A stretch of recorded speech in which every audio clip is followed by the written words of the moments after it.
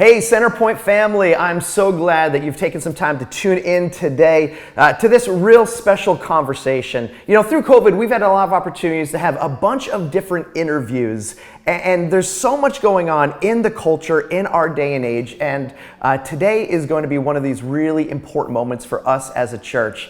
Because I want to introduce my new friend, Rob Morris from Love 146. Rob, thank you so much for hanging out at CenterPoint with us today. Well, thank you for having me. And I love that we kind of match.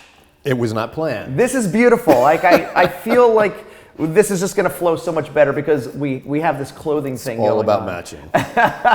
So I've invited Rob here at CenterPoint today because he is the founder and CEO of an organization called Love 146. And so why don't we just jump right into it? Why don't you tell us about Love 146 and why you started it? Sure. So we started Love 146 back about 18 years ago. And it was a result of an encounter that myself and a couple of friends had with this issue called child trafficking. And back in 2002, not a lot of people understood what trafficking was. In fact, the terminology of human trafficking was just relatively new terminology. The crime existed for a long, long time, but now there was new terminology being used called human trafficking. And we started hearing about this and we're like, how is this happening now in this day and age? Why is this happening? What is it? What does it look like? And for myself and for my wife, our family, we've had a personal connection to children who are vulnerable. And we have 7 kids of our own. Our 5 youngest are adopted. So we've always had a heart bent toward vulnerable children. And so when we started hearing that children were being exploited, trafficked, bought, and sold like commodities for absolutely horrific reasons, it was like, what is this? What can we do about it? So myself and a couple of friends, we started to educate ourselves, trying to learn what is this, what does it look like, and what can be done. And we connected with another organization at the time made up of criminal investigators and lawyers who go into places where children are being exploited and trafficked. And they do these investigations, it's a pretty intense world that we were being introduced to. So in connecting with them, they said, look, if you're going to do something about this and you want to engage, you should really understand it. You should really educate yourselves. And they said, if you'd like to come and visit one of our operating centers in another country that they were working in, we'd welcome you there. And so myself and a couple friends took this trip to try to learn what is this and what can we do about it. And we were in a Southeast Asian country. They were actually in the middle of an investigation in a particular city, in a particular brothel where children were being sold for sex. They were going in this particular night that we happened to be there, and these investigators said, we're going in tonight. Do you want to see what this looks like firsthand? That's not something we would recommend that organizations do, but we had a connection. There was a relationship that we had with these folks and everything, so they trusted us. And they basically go in undercover, posing as customers, going into these places. They have undercover surveillance equipment on. They gather evidence. When they have enough evidence, they then bring that evidence to local authorities and local law enforcement to present that evidence, to hopefully have enough evidence to warrant, a raid and getting kids out of these situations. And at the same time, they have to do a separate investigation of local law enforcement, because many times law enforcement are getting paid by brothel managers or traffickers to look the other way, or even for protection. And I just oversimplified a very complex process. Yeah. So they invited us in and they gave us these brief instructions on how to pose as a customer. And I would have to say that it was probably the most disturbing experience of my life, to try to pretend to be the very thing that everything in me is completely and utterly repulsed by. And I remember just before we went into this brothel, they said, look, if you don't think you can do this, or you think you're going to freak out, don't come in, because you can't destroy this investigation that we've been in the process of completing. And we were like, no worries, until we got in there. We walk into this place and we find ourselves standing in a room looking through these glass windows at these young girls wearing matching red dresses, having even the dignity of a name stripped from them. They just had numbers pinned to their dresses. And on this side of the glass, I'm standing shoulder to shoulder with what could only be described as predators who are purchasing these kids for sex. And I remember those words of that investigator going through my head in that moment, if you don't think you can hold it together, because everything in me was not holding it. Everything in me was trying to figure out, can we smash through this glass right now and get as many of these kids out of here? How many of these guys in this room could we take? All the thoughts that go through your head. And we had to refrain from reacting in that moment. And I think the thing that so took my breath away was the looks in the eyes of these kids. You know, having 7 kids of my own, one of the things I've learned about children is that if there should be anybody on the planet that has a light on in their eyes, that has that sparkle in their eyes, it should be a kid. And what I was looking at and what my observation was looking through those windows was that that was not there. These kids had these blank sort of robotic stares, watching children's cartoons on television sets, waiting to be purchased and abused. And that was the look in these kids' eyes, except for one girl. And my guess was that she may have been new to the brothel because that light had not been taken from her yet. There was still this light there. She was the only one not looking at the children's cartoons. She was staring at us, and that look in her eyes. And I don't know whether it was fight or determination or trauma or what it was, but I will never forget that look. I will never forget those eyes. I'll never forget her number. Her number was 146.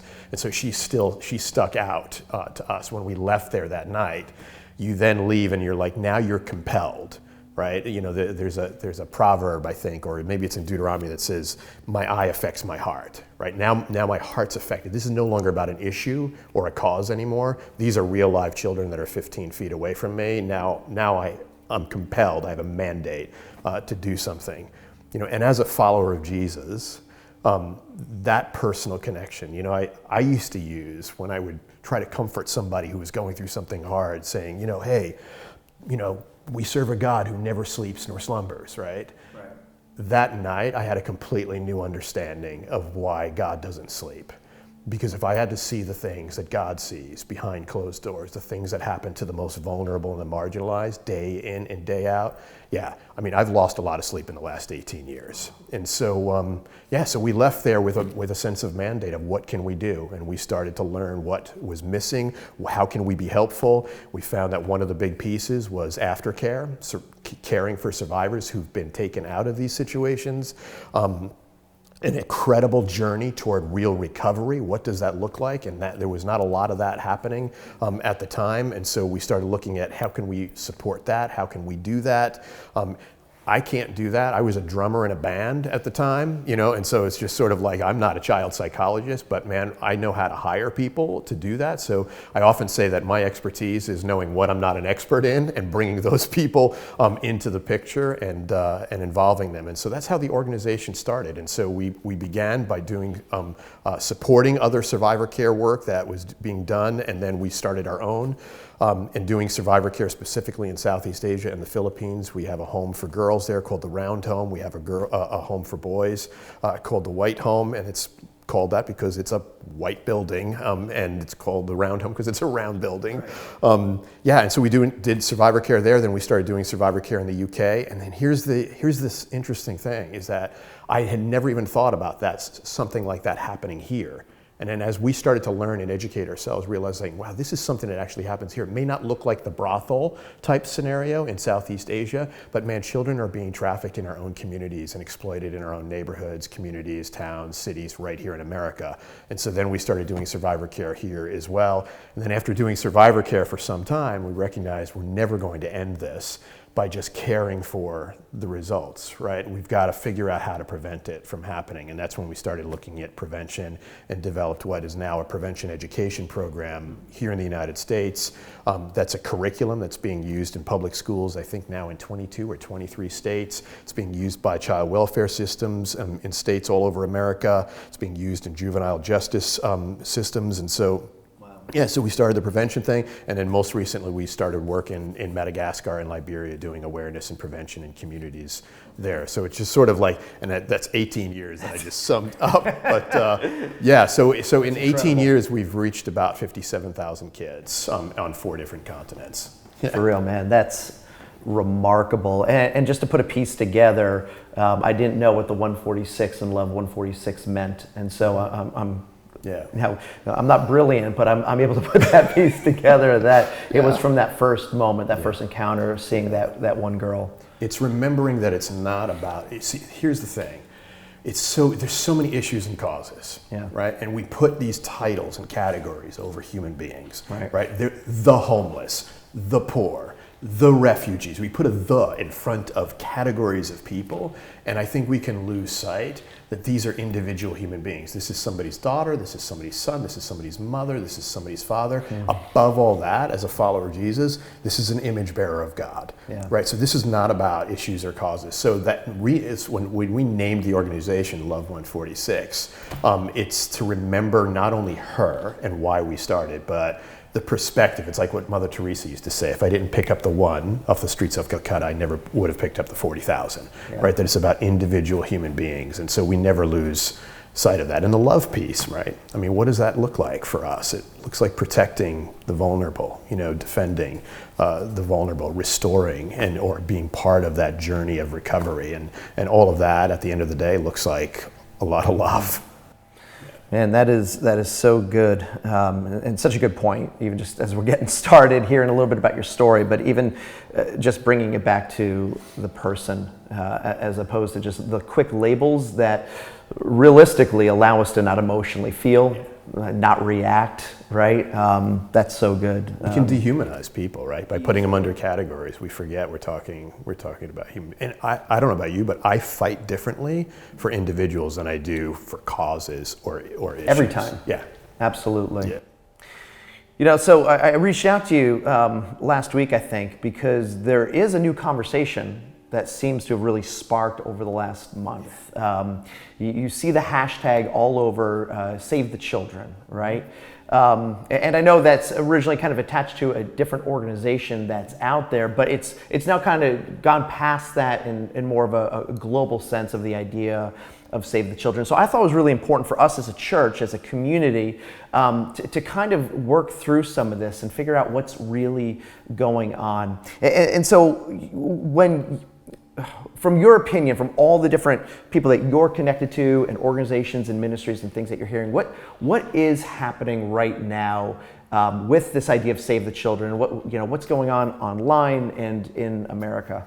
Wow. Okay. So that's all. Just answer that real fast. A couple minutes. All right. Yeah. Like 30 seconds. I mean, there's positives and negatives, right? I mean, Save the Children is a great organization, and they used to use that hashtag for fundraising campaigns and all of that. But most recently, it's sort of been co-opted with a whole conspiracy theory thing.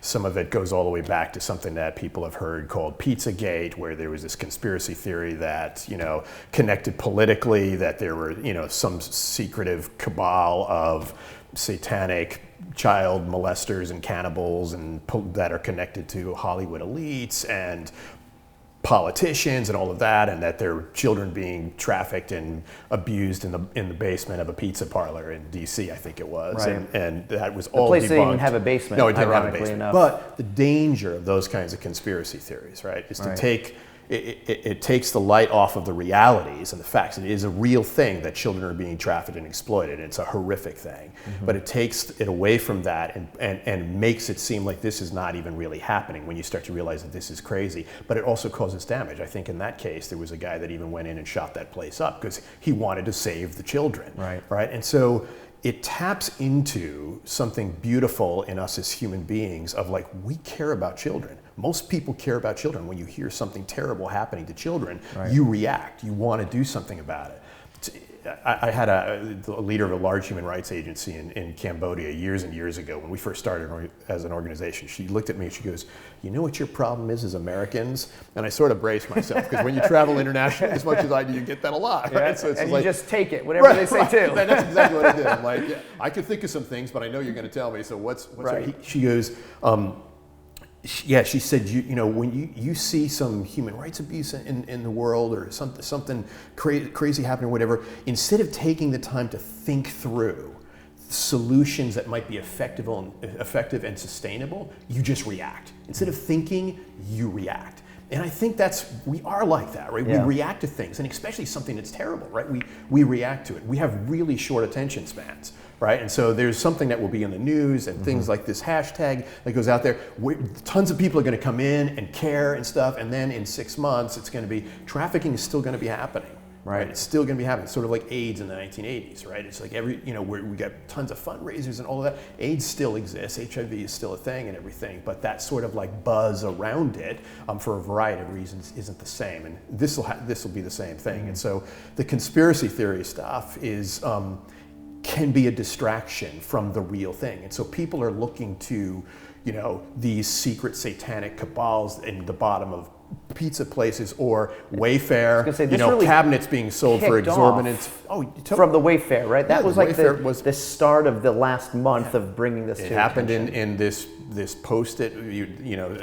Somebody just asked the question, wow, I found these in crazy I wonder if, and they asked the question, and that's all you do. Right. You ask the question and people jump on it and it becomes this long conspiracy thing. And then what happens is legitimate organizations, or even like there's a human trafficking national hotline, gets flooded with calls. So real people who are being trafficked and exploited or in danger can't even get through because the hotline is clogged with calls about nothing that's actually really happening. And it distracts from the reality that, man, trafficking could be happening in your neighborhood, but you're looking for the big, like, secretive thing. And it's, I think we're attracted to conspiracy theories. And I think we talked about this last week, right? Where I actually was getting really frustrated with the whole, these conspiracy theorists and all of this and everything. And I actually found a point a couple weeks ago where my frustration level changed to empathy, because what fuels conspiracy theories are people that want to make sense out of things that don't make sense. There's a longing and an ache that, man, we're living in a world that's chaotic and there's things that are just crazy that are happening. So I'm going to look for an answer that will somehow be satisfactory or give me a sense of somebody's behind this or somebody's in control and all of that. When at times nobody's in control, it's just out of control. Right. These crazy things are happening. That's a bonus right there. That's a little bonus tip, right? Yeah. So here's what I'm seeing. However this got started, Wayfair, whatever else is out there, there's a lot of negative to that, but there's been a positive, because on the same end, suddenly these two words, child trafficking, are now everywhere, and people are talking about things that in the past they wouldn't talk about it. It seems like what God often does, though. He'll take something that's bad and still redeem it, make it into something good. And I think that's what's also going on in a moment like this, which is why I wanted so desperately to have you here today to talk to our people, because this is an important conversation. Because it is happening all over. And so let's talk about the reality of child trafficking, what's actually going on. Whether we're talking globally or locally, can you help us understand how real this is and what that looks like? Yeah, so I mean, the estimates are all over the place, right? The most conservative estimates came out a few years ago by the International Labor Organization that estimated about 20 million people are currently being trafficked or exploited. 20 million people. About almost 5 million of those are children. Wow. And that's very conservative. It's gone way up since then, but because it's a crime that's so hard to actually track and get numbers on, it's really difficult. So just to give you an indication, just from our experience, so just in the small state of Connecticut, we've been able to provide services to over 500 children who are either confirmed or suspected victims of trafficking. Over 500 kids just in the state of Connecticut. So if that's indicative at all of what's happening, it's a deal, right? But it doesn't happen the way we typically want. Even the example that I gave of 146, right? That's what we picture. We get, when I speak, I do a lot of public speaking. People come up and it's just like, oh my gosh, this is just like the movie Taken, right? With Liam Neeson. I'm like, not really. Or you get the guys that will come up, as they say, I speak in a church, usually you'll have the guy that comes up and is just sort of like doing the whole, I've got skills, right? Can you use me? And that's the thought of like, I want to break down a brothel door, when the reality is, if you really want to do something to prevent this from happening, look into becoming a big brother, man, and being a mentor to young guys that don't have that, so that they don't become potentially a trafficker, an exploiter, or a customer one day, and speak into them. And if I can just jump on that real fast, there is a ministry that we're connected to here on Long Island Youth Mentoring. And so that's just something that we do. A lot of our people have become mentors. And so, I just wanted to throw that out there and give them a quick little shout out. I love that. It's just not as sexy as breaking down a brothel door, right? And so we love those Liam Neeson type stories. We love the rescue, and it's not really that's not what it looks like most of the time. Most of the time, it's a kid that is vulnerable because they've maybe been kicked out of their home because they came out as LGBTQ or something, and so now they're on the street, or they're trying to find somebody that will take them in, or a kid. And kids share everything now online, right? So kids that have a fight with their parents, or kids that are struggling with their friends, or kids that are grieving, or whatever, will start to share very openly online. They don't know who all is looking at that, right? And so they start sharing, I'm really going through something. And then traffickers and those that would prey on children start befriending them. Like, man, I know exactly what you're going through. I've been through the same. If you ever need somebody to talk, and this stuff starts to happen online. It's that kind of stuff that happens in our own communities. Most people that have been trafficked know their trafficker. So it's a family member, a neighbor, a boyfriend, people like that are connected. It's not some satanic cabal. It's people that are living in the neighborhoods. Right? How much it is almost relational. So why do you think we don't hear about it often? Which is a lot of people's complaints, and I think it's a valid one. Like, why is this something that isn't really talked about on a larger scale? Being the amount of people that are trafficked, the amount of children that are trafficked, why does it go more under the radar? Yeah, I think again, it's a hard to identify crime, right? Or people look at and they say, so even like for law enforcement, right? For there's these pieces of legislation that over the years have been introduced into different states called safe harbor laws that will reclassify somebody that's picked up for a minor that's picked up for prostitution or whatever, that we don't believe that there's any such thing as a child prostitute. Right, that this is a trafficking victim, and so reclassifying that this is not a criminal, this is actually a victim, and looking at it through those lenses is a different kind of approach. So there's been an unlearning that has to take place as well as a learning. But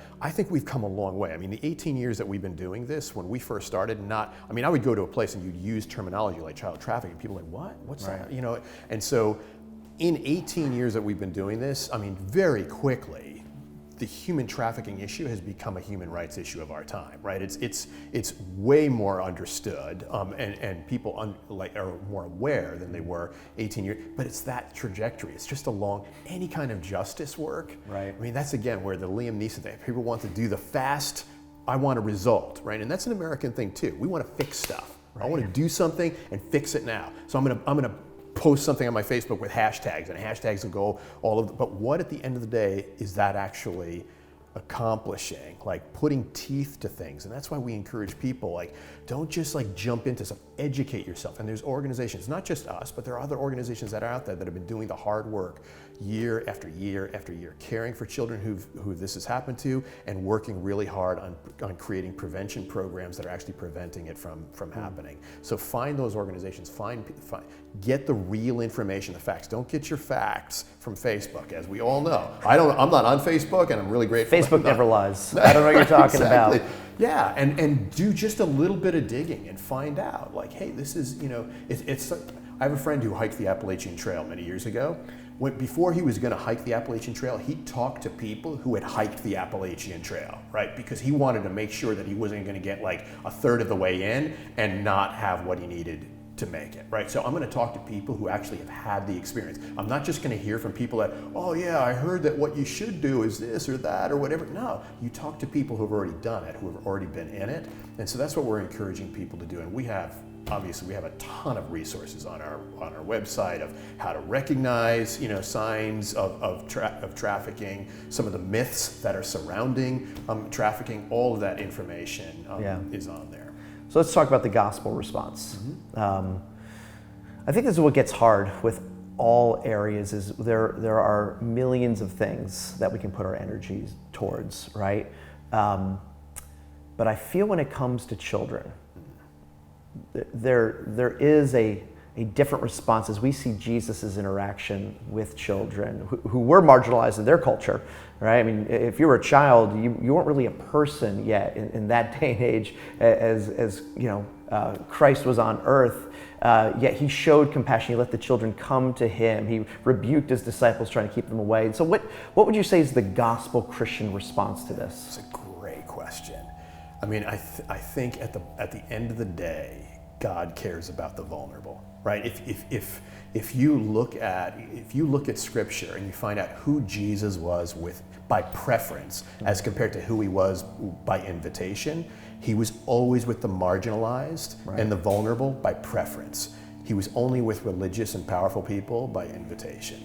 Right, which to me is really, we like to think it's the other way around. We think that Jesus wants to hang out in our religious spaces and everything. No, it's actually, if you look at Scripture, the place that he preferred to be was with the marginalized and the vulnerable. And so it's the vulnerability piece, and children are by nature vulnerable. You know, I mean, I'm 58 years old, so I remember back in the day, I used to watch on Sunday nights, our family would watch a show called Mutual of Omaha's Wild Kingdom, right? The Wild Kingdom was like one of these safari shows, right? And there was this old guy named Marlon Perkins who was the narrator, safari guy, right? I remember watching that show as a kid.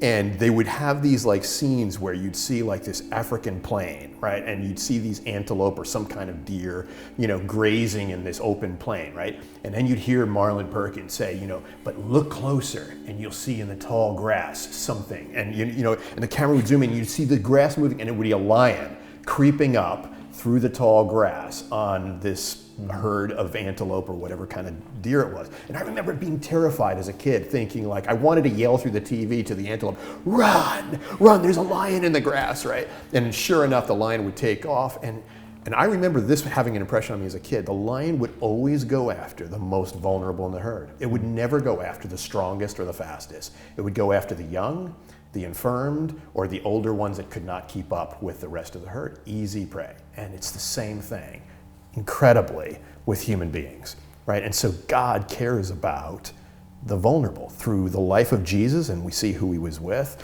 I mean, I love there's a passage in Isaiah 59 that like obliterated me years ago when I read it, right? Because I used to think nothing can shock God, right? You're talking about the creator of the universe, right? Nothing can surprise him. Nothing can astonish God, right? And I found a verse, the only verse I could find in the entire Bible, where it does say there is one thing that astonishes God. And it's not what I had expected it to be, right? Because I would expect the idea that the most vulnerable among us, children, are being exploited and trafficked and abused to the degree that we're talking about here, would astonish or shock God. Nah, in Isaiah 59, God talks about looking and saying, man, justice is nowhere to be found. And that's the stuff that breaks his heart, right? The idea that people would prey on the vulnerable and the marginalized, and that there are those who would oppress other human beings and all of that. He doesn't say that astonishes him. He says, that breaks my heart. But in Isaiah 59, he says, so I looked for somebody to stand between the strong and the weak, somebody to intervene, and I was astonished, shocked, stunned that I found no one. And to me, that was my mandate. When I saw that, it's just like, I don't ever want to be somebody that astonishes God by my inaction. That I'm aware that this is happening, that the strong are preying on the weak and the vulnerable, and I'm not found intervening. I'm not found doing something about it. I don't want to astonish God by my inaction. So action being connected to and that's where the hashtag, right? A hashtag's not enough. I mean, it's great because it creates awareness and it taps the hearts of good, well-meaning human beings that are like, I care about children. I want to, what can I do? What can I do? And so, we want to be able to provide that opportunity for people to be able to actually engage in practical ways. Yeah. That's awesome. So kind of wrapping up, I've had a friend who's actually been in Love 146. I know other pastors that have engaged in Love 146 and seen the work and ministry that you guys are doing. And as an organization, just so reputable over these 18 years, the work that you've done, the progress that has been made. So I guess two things. Let me ask you this. How can people make a difference right where they are? And also, how can people help and support Love 146? Thank you for asking that question. I think the first thing that we always recommend people to do, and it's what we did in the very beginning, is educate yourself. And go where you're really going to be educated. And you don't, I mean, Love 146, obviously we have a ton of resources. We'd love for people to come and pull from those resources. It's all on our website. It's free resources. But there are other organizations too that have been in it for a long time. And so find reputable organizations that are doing good work, that have a long history of doing good work and credible work, and then learn as much as you can. Learn how to recognize some of the signs of trafficking in your own community, perhaps even in your own family, your own neighborhood. What does that look like? And then learn, what can I do about it once I recognize it, and where do I go from there? So that's the starting point, is educating yourself. Another thing, I mean, people of faith, one of the things that we encourage people to do, we actually have a text to pray number that if you text the words Love 146 to 411-247 is the number, and I don't know if you could post that later on or whatever. It'll be on the video. You guys got this thing down. You will receive from us maybe once a month, maybe sometimes less, sometimes more, prayer requests of like, hey, this is what's going, and sometimes it's an emergency type thing. Hey, this is what's happening right now. Could you pray? And this goes out all over the place. I mean, we have a ton of people that just pray for the work. And so it's a way that you can engage literally on your knees to pray. And sometimes it's a celebratory text. It's not even a prayer. It's saying, hey, thanks for your prayers. This is what went down. This is what happened. Celebrate with us. Another thing, I mean, we obviously financial support is a great thing. We're really making a push for monthly sponsors or donors that give on a monthly basis, because it helps us know what's coming in. So it creates an opportunity for us to actually be strategic in what we're doing and everything, because we can count on this. So those are our closest partners, the people that on a monthly basis contribute to the work, so that enables us to do what we're doing. And then we have volunteer teams in specific areas. And I think there is at least one volunteer team on Long Island that I'm aware of. And I can connect you to some folks there, but volunteer teams who are actually more boots on the ground, people that are in their communities that are learning what they can actually do to identify things in their communities, what to do. I mean, and some of those folks are involved in pushing for new legislation, pushing for not just awareness, but doing some practical work too. So educating parents. We have great internet guides for parents to understand this is what some potential inroads to kids are that traffickers take. Understand what your kids are doing online, be educated on some of that. We have also a separate internet guide for kids themselves that was it was created by kids, so it's not like a bunch of old guys, oh, this would be something really cool that kids are like, no, this was actually something that was kids helped create it. So it's completely, in their language to understand. And this is how you can protect yourself and protect your friends, and to be aware of even your own vulnerabilities, that there are people that will spot those vulnerabilities and find ways to prey on those things. And this is how you can protect yourself from that happening. That's awesome. And so I just want to encourage our church. First, I want you to make sure you go onto the website, love146.org or .com. .org.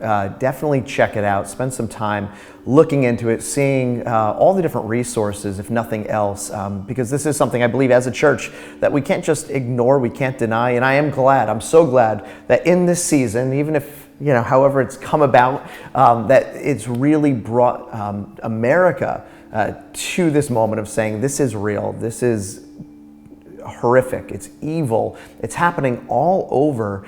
And we need to be part of a solution, especially as the people of God. Our church has never shied away from any hard topics, anything uncomfortable.